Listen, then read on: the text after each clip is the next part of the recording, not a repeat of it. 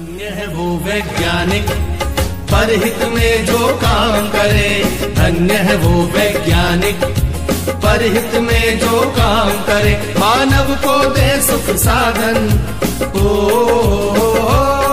मानव को दे सुख साधन, दुनिया में रोशन नाम करे।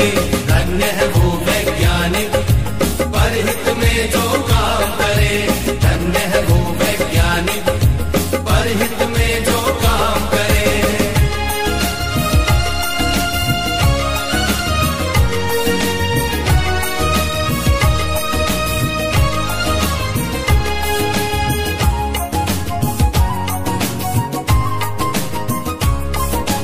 कभी सोच कर देखा है कि अपने पूर्वज कैसे थे,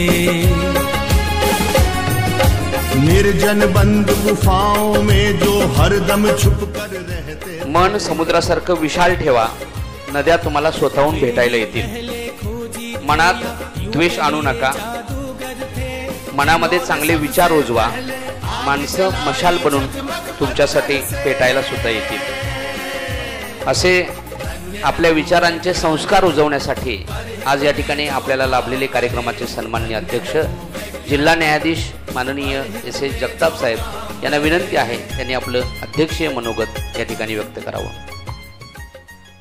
मी प्रथम आपणा सर्वांचं हार्दिक अभिनंदन करतो, धन्यवाद देतो। या कार्यक्रमासाठी आम्हाला बोलवलं आणि मनाचा मोठेपणा दाखवला याबद्दलही मी कृतज्ञता व्यक्त करतो। आजच्या या कार्यक्रमासाठी उपस्थित माननीय डॉक्टर प्रदीप पाटील, माननीय श्री व्ही.एन. घाटगे साहेब, माझे सहकारी वे.बी. मुल्ला साहेब, गट शिक्षणाधिकारी मेंगाणे साहेब, कांबळे साहेब, पाटील साहेब, भाटले साहेब, या गावच्या सरपंच माननीय वैशालीताई पाटील साहेब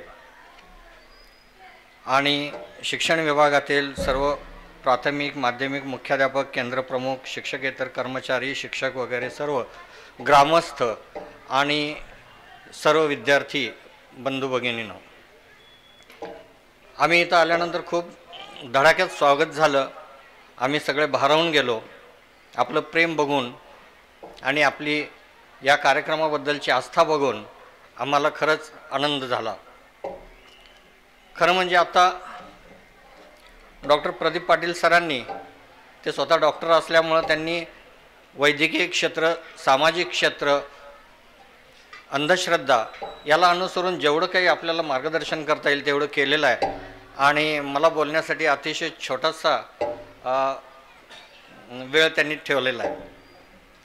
सरांनी सांगितलं की आपण योग्य विचार करत आपण जगलं पाहिजे। आपली भावना, आपलं मन, आपली बुद्धी, आपले विचार जे आहेत ते चांगले असले पाहिजेत, शुद्ध असले पाहिजेत, पॉझिटिव्ह असले पाहिजेत, मी हे करू शकतो अशा प्रकारचे असले पाहिजेत। या सर्व विचारांना खत पाणी घालण्याचं काम हा शिक्षक करतो, मार्गदर्शक असतो शिक्षक।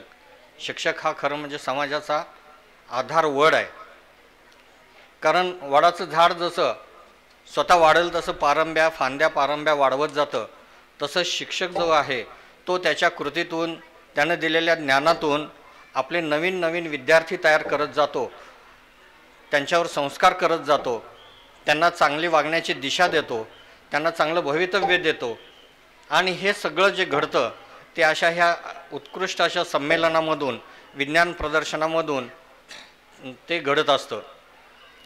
आजचा विज्ञान प्रदर्शनाचा हा जो कार्यक्रम आहे हा केवळ विद्यार्थ्यांनी काही गोष्टी केल्या आणि दाखवल्या एवढ्यासाठी नाही, तर त्यांच्यामध्ये असलेली जी काही चौकसपणा, बुद्धिमत्ता जी आहे ती जागृत करणं, त्यांना उद्युक्त करणं, तो प्रयोग करून तो सफल दाखवणं आणि त्यामधून त्यांच्या चेहऱ्यावर आलेलं हास्य पाहणं हे महत्त्वाचं आहे।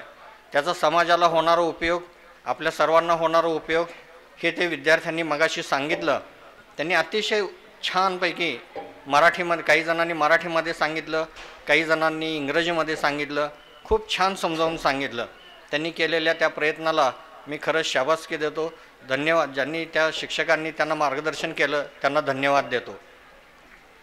शिक्षक हा समाजामध्ये अतिशय मानाचा घटक आहे। शिक्षक हा मुलाला लहानपणापासून जसे आई वडील गुरु असतात तसे शिक्षक हा गुरु त्या मुलाला घडवत असतो, संस्कार करत असतो आणि त्याच्यावरती चांगलं बीज रुजवत असतो. हे बीज रुजवताना आपण त्याच्यावरती काही वाईट विचार न करता जितकं काही चांगलं देता येईल आणि त्याला चांगलं तयार करता येईल, आयुष्य जगण्यासाठी त्याला तयार करता येईल, ते आपण प्रयत्न करत असतो. आणि हे काम शिक्षकाशिवाय उत्तम रीतीनं कोणीच करू शकत नाही. आता सरांनी रॅशनल थिंकिंगमध्ये सांगितलं की मुलांनी कसं वागलं पाहिजे, पण हे मुलांसाठीच नाही असं मला वाटतं की आपल्या सर्वांच्यासाठी ते लागू आहे. आपल्या मनातील असणारी भीती, शंका, भयगंड, न्यूनगंड याच्यासाठी सगळं हे काही अवलंबून जे काय आहे, आपलं आयुष्य जे आहे, या सगळ्यातून बाहेर पडण्यासाठी आपण कसा विचार केला पाहिजे आणि आपलं पॉझिटिव्ह थिंकिंग कसं ठेवलं पाहिजे आणि आपलं चांगलं मन कसं जागृत ठेवलं पाहिजे याचा उहापोह त्यांनी आपल्या भाषणामध्ये केलेला आहे. त्यांनी आता वैज्ञानिक दृष्टिकोन सांगितला, पण कायद्याचंही म्हटलं तर कायदाही असं म्हणतो की आपण डोळसपणानं चाललं पाहिजे. कायदा हा सुद्धा एक विज्ञानच आहे. रस्त्यानं जाताना डबल सीट जाणं योग्य आहे, पण तिबल सीट जाणं योग्य आहे का? आपण कायद्याचं उल्लंघन करतो का? ही सुद्धा एक दृष्टिकोन ठेवणं म्हणजे एक वैज्ञानिक दृष्टिकोन ठेवण्यासारखं आहे. आता सरांनी मगाशी सांगितलं की वेगवेगळ्या प्रकारचे घटस्फोटाची कामं कोर्टामध्ये येतात. आमच्याकडे सुद्धा बरेचसे न्यायाधीश हे ट्रेन्ड मेडिएटर्स आहेत. आम्ही ट्रेन्ड म्हणजे प्रशिक्षित मध्यस्थी आहोत.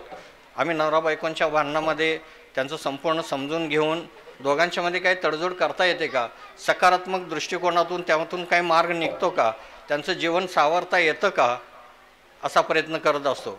आणि त्यामध्ये बऱ्याच वेळेला यश येतं.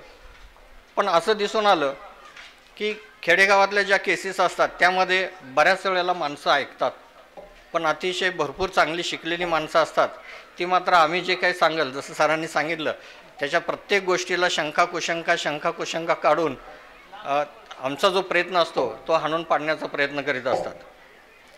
आता बऱ्याच वेळेला असं होतं की कायद्याचं आपण पालन करत असताना, आपण जर कायद्याचं पालन करत असू तर आपण बऱ्याचशा गोष्टीतून वाचतो, बऱ्याचशा त्रासातून वाचतो. आपण आपली दृष्टी स्वच्छ ठेवली, आपण आपला दृष्टिकोन स्वच्छ ठेवला आणि कायद्याचं जे काही पालन केलं तर ते आपल्या आयुष्यामध्ये अनेक वाईट गोष्टींना दूर ठेवण्यासाठी ते उपयुक्त असतं. बऱ्याच वेळेला आपण बातमीमध्ये वाचतो की रॅगिंगचे प्रकार वगैरे घडतात. खरं म्हणजे रॅगिंग हा मुलांना होणारा त्रास आहे. संस्था प्रमुखांनी तो होऊ नये यासाठी प्रयत्न करावा. तशी तक्रार आली तर त्याच्यावरती चौकशी करावी, योग्य वाटल्यास त्याच्यावरती गुन्हा दाखल करावा, अशा प्रकारची कायद्यात तरतूद आहे. अंधश्रद्धा निर्मूलनाबद्दलचं तर सरांनी सांगितलंच. श्रद्धा असावी पण अंधश्रद्धा नसावी. आपण जे काम करतोय त्याच्यावर श्रद्धा असावी, पण दुसऱ्याचं काहीतरी वेगळंच ऐकून चुकीचं काहीतरी करणं अशी अंधश्रद्धा नसावी. त्याचप्रमाणे काही अलीकडं पाहिलं की पोक्सोच्या काही घटना घडत आहेत.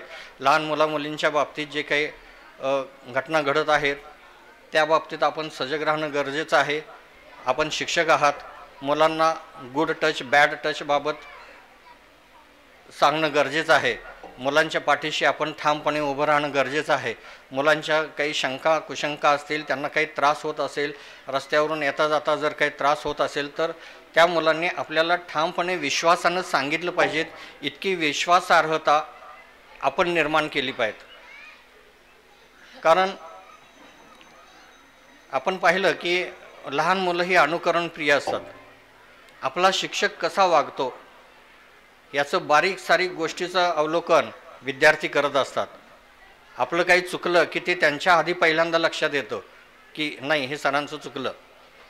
त्यामुळं अशा छोट्या छोट्या मुलांच्या समोर आपण ज्यावेळेला वागत असतो त्यावेळेला आपल्या वागण्यामध्ये चूक घडणार नाही आणि ती चूक न घडल्यामुळं आपल्या विद्यार्थ्यांच्यामध्ये आपल्याबद्दलचा एक आत्मविश्वास जागृत होईल. हे काम शिक्षकाचं आहे. आपण सर्व सुज्ञ आहात. फक्त आता मला सांगण्यात आलं की बऱ्याचशा काही आपण मुदती ठेवतो किंवा पैसे गुंतवतो अशा अनेक संस्था आता बाजारामध्ये आलेल्या आहेत. खरं म्हणजे भारतीय रिझर्व्ह बँकेनं काही नियम घालून दिलेले आहेत. आपले सर्वांचे पगार एका ठराविक बँकेमध्ये होतात, सगळे कॅशलेस व्यवहार असतात. त्या बँकेचे काही नियम आहेत, काही त्याचे उपविधी आहेत. अशा वेळेला त्या बँकेच्या व्यतिरिक्त जर काही वेगळं कोण काय देत असेल तर ते योग्य आहे का नाही, कायद्यात बसते का नाही याचा विचार करणं गरजेचं आहे. कारण बऱ्याच वेळेला अनेक लोकांनी आपले आयुष्यभराची पुंजी अशा भ्रामक संस्थेमध्ये गुंतवलेले असतात की ज्याच्यामधून त्यांना कधीच रिटर्न्स येऊ शकत नाहीत. काहींनी 10 लाख, 20 लाख, 40 लाख, काहींनी शेतं विकून, काहींनी सोनं नाणं विकून काही पैसे गुंतवलेले असतात. पण ह्या अशा संस्थांच्यामधून त्यांना परत रिटर्न्स येणारच आहेत की नाहीत याची खात्री करणं अत्यंत गरजेचं आहे. वेळोवेळी रिझर्व्ह बँकेनं नियम आणि निवेदनं प्रकाशित केलेले आहेत की अशा संस्थांच्यावर विश्वास ठेवू नका. पण आपण जागरूक असलं पाहिजे. अशा संस्था जर खरंच चांगल्या असतील तर ती गोष्ट वेगळी, पण जर नसतील तर त्यांच्या संपूर्ण अभ्यास केल्याशिवाय अशा रीतीनं पैसा गुंतवणं हे धोक्याचं आणि रिस्की ठरू शकतं. आज या कार्यक्रमामध्ये पथनाट्य सादर झालं. त्या मुलांनी सांगितलं की मोबाईलचा वापर किती धोकादायक आहे. त्यांनी स्वतः मुलांनीच सांगितलं की वयाच्या 15च्या खाली आम्ही मोबाईल वापरणार नाही. खरंच मुलांना मोबाईलची गरज आहे का, मुलांचं त्याच्यापासून काय अडणार आहे का, हे पाहणं आपण गरजेचं आहे. आपण शिक्षक असल्यामुळं आपण जे सांगाल ते मुलं ऐकणार आहेत. आपण जे त्यांच्या मनावर ठसवाल ते मुलं ऐकणार आहेत. आपला वैज्ञानिक दृष्टिकोनच त्यांचं आयुष्याचं भावी उज्ज्वल भविष्य त्यांना प्राप्त करून देणार आहे.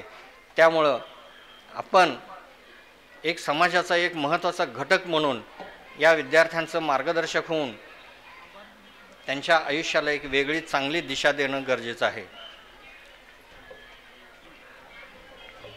या कार्यक्रमाच्या उद्देशानं विज्ञान आणि प्रदर्शन, खरं म्हणजे ज्ञानामध्येच विज्ञान आहे, विज्ञानामध्येच ज्ञान आहे. आपण फक्त ते ओळखून त्या पद्धतीनं वागलं पाहिजेत. या विज्ञान प्रदर्शनामुळं मुलांना जो काय प्रोत्साहनात्मक काम करण्याची जी संधी लाभते ही अशी संधी वेळोवेळी आली पाहिजेत. येथे ग्रंथदिंडी पण आहे. या ग्रंथाप्रमाणे त्यांना मुलांनाही वाचनाची सवय लावली पाहिजे की जेणेकरून मोबाईलचे दुष्परिणाम टाळता येतील. त्यामुळं आपण सर्वांनी या मुलांचे खरे मार्गदर्शक होऊन त्यांना विज्ञानाची दृष्टी द्यावी, त्यांना प्रोत्साहित करावं आणि त्यांच्या उज्ज्वल भवितव्याचा मार्ग त्यांना दाखवून द्यावा. याबद्दल मी आपणाला विनंती करेन. आपण माझे 2 शब्द ऐकून घेतलेत त्याबद्दल मी आपला आभारी आहे. धन्यवाद. धन्यवाद सर.